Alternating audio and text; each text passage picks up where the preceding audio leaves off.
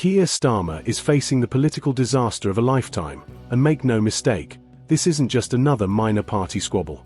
This is a full-scale mutiny, an internal implosion that exposes the brutal truth. His so-called leadership was always built on sand. The same allies who once stood beside him, propping up his carefully curated image as a strong and principled leader, have now turned against him, ripping apart the illusion in a spectacular display of political betrayal. How did we get here? Just months ago, Starmer was parading himself as the unshakable head of Labour, confidently posturing as the only viable alternative to the Tories, the man who could fix Britain. But behind the scenes, the cracks were already forming. His authoritarian grip over the party, his ruthless purge of dissenting voices, and his backroom dealings with corporate elites had alienated not just party members, but the very people he relied on to keep him afloat. And now, the reckoning has arrived. The first signs of rebellion came subtly: disgruntled whispers, off-the-record grumblings, key allies beginning to distance themselves. But what was once quiet discontent has erupted into open insurrection, and Starmer, for all his supposed strategic genius, seems utterly blindsided. The turning point? A series of leaked messages from within the Labour inner circle, exposing Starmer's duplicity, arrogance, and utter detachment from the very working-class voters he claims to represent.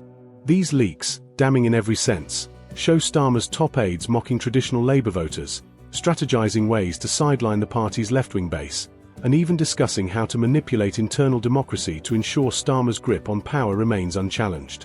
And now, these very conversations are being weaponized against him by his own allies, the people he once trusted to protect his fragile leadership. But the betrayal runs deeper. Key figures within Labour, once loyal to Starmer's vision, are now openly plotting his downfall. Some of his most senior MPs are reportedly in discussions to back an alternative leader, with whispers that a leadership challenge is being prepared behind closed doors.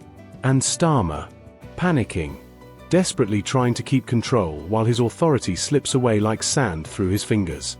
The public humiliation is growing by the hour. Labour insiders, once terrified to speak out, are now lining up to expose how Starmer's leadership is built on deceit, broken promises, and sheer political cowardice. From his crackdown on internal dissent to his constant U-turns on key policies, Starmer's house of cards is finally collapsing, and the people who helped him build it are now lighting the match. And it gets worse. The Labour leader, who once demanded total loyalty from his MPs, is now pleading for their support behind closed doors. According to insider reports, Starmer has been frantically calling key party figures, trying to shore up what little remains of his support. The response? A deafening silence. Some have outright refused his calls, others have given non-committal responses, and a few have reportedly told him it's over. The irony here is almost poetic. This is the man who ruthlessly purged anyone who dared to question his leadership. The man who sidelined, smeared, and destroyed political careers to centralize his control. And now, when he finds himself surrounded, isolated, and outmaneuvered, he's discovering the brutal reality: he has no true allies left. Even his most high-profile supporters are turning their backs. Figures who once defended him in media interviews are now either avoiding the subject altogether or subtly criticizing his leadership choices. If Starmer thought he could escape this crisis by spinning the narrative, he's sorely mistaken. Because this isn't just about political strategy anymore. This is about his total loss of credibility. And let's not forget the voters. The very people Starmer was supposed to inspire, to lead, to represent. How are they reacting to this implosion? With absolute fury. Many Labour supporters already felt alienated by his weak stance on critical issues, his failure to stand up to the establishment, and his obvious contempt for the party's core principles. But now, with leaked proof of his backstabbing tactics, the betrayal feels personal. The backlash is visible everywhere. Social media is exploding with calls for his resignation. Labour's own grassroots movement is publicly demanding change, and polling numbers are beginning to nosedive. And let's be very clear, once public perception shifts this drastically, there's no coming back. So, what happens next? That's the terrifying question hanging over Starmer's crumbling empire. Does he try to fight back, clawing desperately at the scraps of his leadership? Does he attempt a shock move to silence dissent? Or does he do what everyone now expects, admit defeat and prepare for an unceremonious exit? What we do know is this: Starmer is in free fall, and the people who helped him rise are now watching, some gleefully, others regretfully, but all with the same understanding. Keir Starmer's elaborate facade has been shattered, and there's no coming back from this. The man who built his political brand on so-called integrity is now exposed as nothing more than a calculating operator, weaving a web of deception so tangled that even his own allies have turned against him. The leaks, damning, irrefutable, and politically catastrophic, lay bare a leader who says one thing in public and quite another behind closed doors. The emails, secret recordings, and internal memos that have surfaced are nothing short of a bombshell. They reveal Starmer's duplicity in full force, his backroom dealings with corporate donors, his deliberate sidelining of the party's grassroots movement, and most shockingly, his utter contempt for the very voters he claims to represent. These aren't baseless allegations, these are direct statements from within his inner circle, confirming what many suspected all along. Starmer's Labour isn't a party of the people, it's a party of deception, manipulation, and political expediency. One of the most explosive revelations to emerge is a series of internal emails detailing how Starmer's team actively worked to suppress voices within the Labour Party who dared to challenge his narrative. Figures who once stood by Labour's core principles were methodically pushed aside, silenced, or outright removed, all in the name of solidifying Starmer's personal grip on power. And now, those very people, the ones he betrayed, are the ones ensuring the truth reaches the public. But that's not even the worst of it. One particular recording, leaked to the press just hours ago, has set social media on fire. In it, a top Starmer aide is heard discussing how to manipulate party members into believing Starmer is still committed to Labour's working-class base, despite behind-the-scenes conversations admitting that the leadership has been courting corporate donors and shifting the party towards a centrist, establishment-friendly agenda. And the language used? Disgusting. The aide openly mocks grassroots members, referring to them as naive fools who will follow whatever narrative is fed to them. The conversation then shifts to plans for a media strategy, how to carefully craft speeches and policies to keep the left quiet, while ensuring the financial backers remain happy. If Starmer's critics had ever needed a smoking gun to prove he is nothing more than a puppet of the establishment, this is it. Labour supporters, the real ones, the ones who built this party on working-class values and genuine representation, are now furious. They've watched as Starmer has systematically gutted the party from the inside, stripping away every last remnant of what it once stood for. But now they have the proof. And that proof has triggered all-out war within Labour. Starmer's most prominent allies are now in open revolt, publicly demanding explanations, distancing themselves from his leadership, and even calling for internal votes of no confidence. Once loyal MPs, those who tirelessly defended him against criticism, have suddenly fallen silent, refusing to take questions from the media or issue statements of support. It's clear, the rats are abandoning the sinking ship. The backlash has been swift and devastating. Key trade unions, the backbone of Labour's funding and historical support, are re-evaluating their relationship with Starmer's leadership, with some even threatening to withdraw financial support altogether. The irony? Starmer spent years purging Labour's left wing, under the illusion that by silencing them, he would create a more electable party. Now, with these leaks proving just how deeply compromised he is, he's discovering that he has no real allies left at all. His response? Pure desperation. Behind closed doors, Starmer's team is in full-blown crisis mode. According to insiders, emergency meetings have been held to control the damage, but no clear strategy has emerged. How could it? What possible defense can they give when the evidence of betrayal is this overwhelming? And yet, Starmer himself appears delusional. Reports suggest that he still believes he can ride out this storm, that a well-crafted speech or carefully managed press appearance will somehow undo the fact that his leadership is collapsing before our very eyes. But the public isn't buying it. The hashtag #StarmerResign has been trending non-stop, and within Labour circles, activists are openly discussing strategies to force him out. And make no mistake, this isn't just a scandal. This is a defining moment. What happens next will determine not just Starmer's fate, but the future of Labour itself. Will the party finally purge itself of his brand of soulless, corporate-driven leadership? Or will he cling on, dragging the party into further chaos? One thing is certain, his enemies have the upper hand, and the clock is ticking. The moment Keir Starmer stepped onto that stage, it was already over. The man who once commanded Labour with an iron grip now stood exposed, humiliated, and visibly shaken, facing a political execution broadcast live for the entire nation to witness. What was meant to be a carefully staged media appearance, designed to downplay the leaks and restore his crumbling credibility, descended into a catastrophe of historic proportions.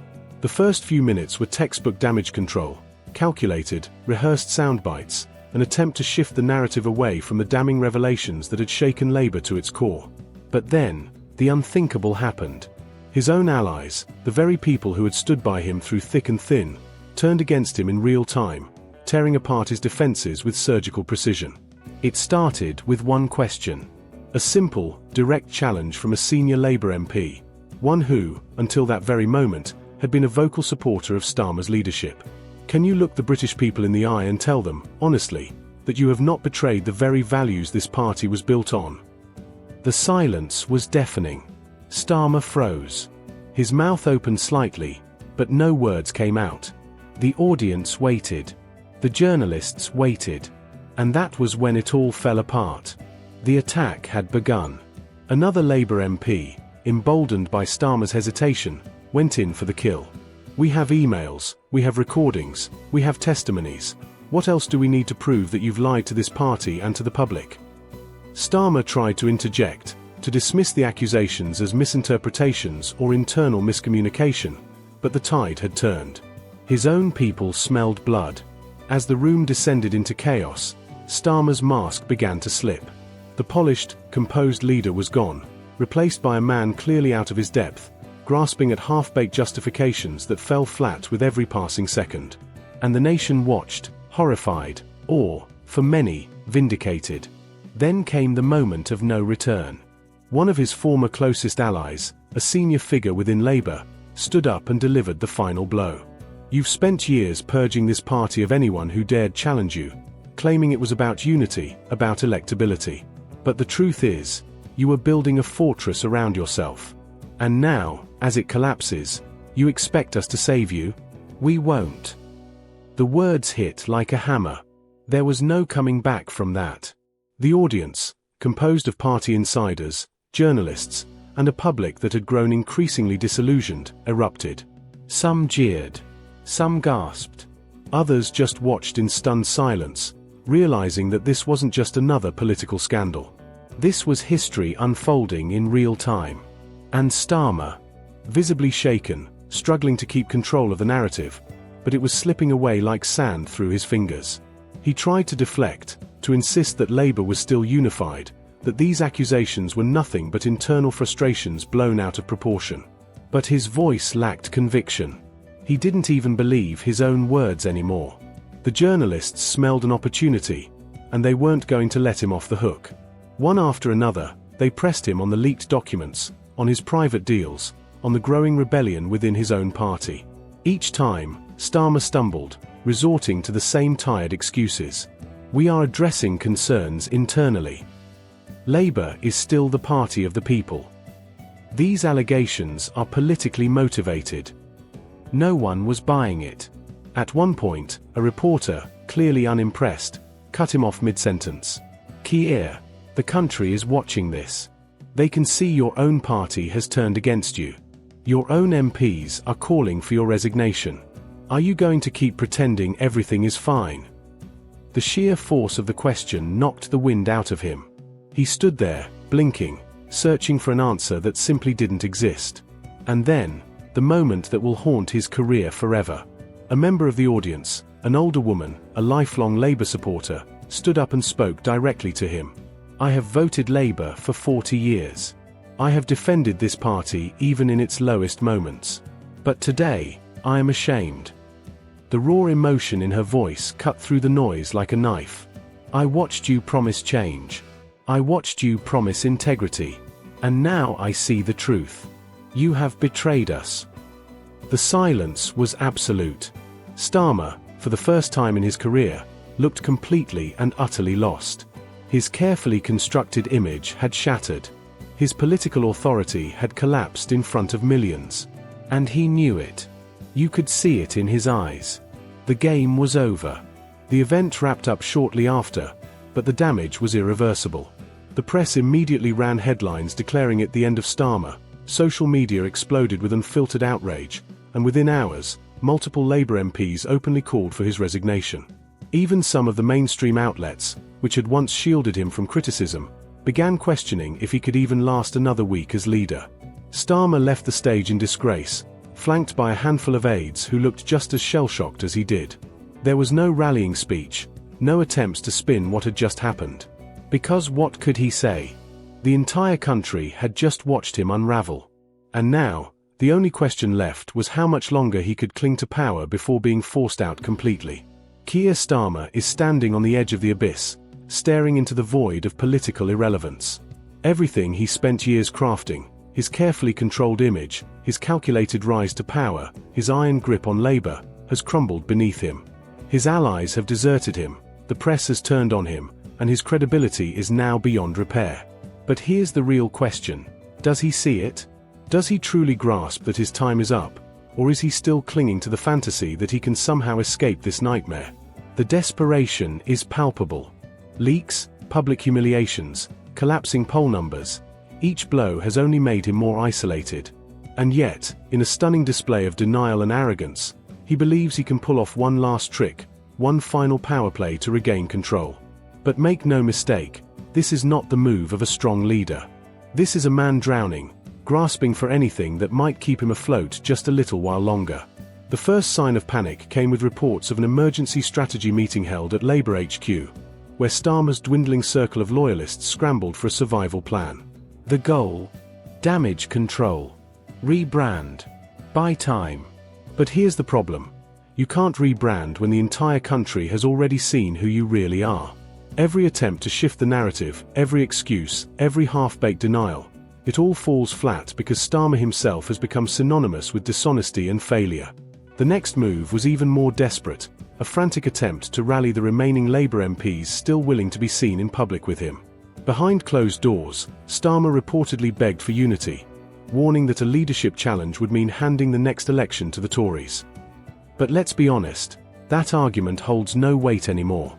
Starmer's leadership is already a gift to the Conservatives, and every day he clings to power, he drags Labour further into the mud. And then, the final, most reckless gamble, a veiled threat to dissolve Labour's internal structures, reshuffling key figures and attempting to purge those who have turned against him. The irony? This was the exact strategy that helped him consolidate power in the first place.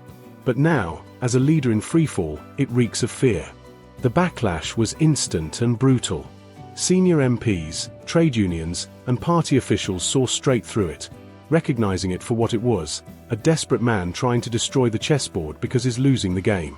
Instead of silencing dissent, he's now facing outright rebellion, with whispers that multiple leadership contenders are already preparing for the moment he inevitably cracks under pressure. The press is relentless. Headlines scream Starmer's last stand, Labour in freefall, the endgame begins. Political analysts who once tiptoed around criticism are now openly questioning whether Starmer can even last another month.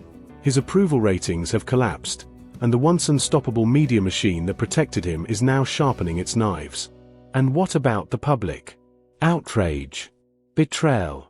Contempt. Labour supporters who once believed Starmer could bring stability are furious, feeling conned into supporting a leader who campaigned on integrity but governed with deception. Many are openly calling for his resignation, warning that Labour will be unelectable if he remains in charge. But here's the final, devastating reality. Even if Starmer steps down, the damage is already done.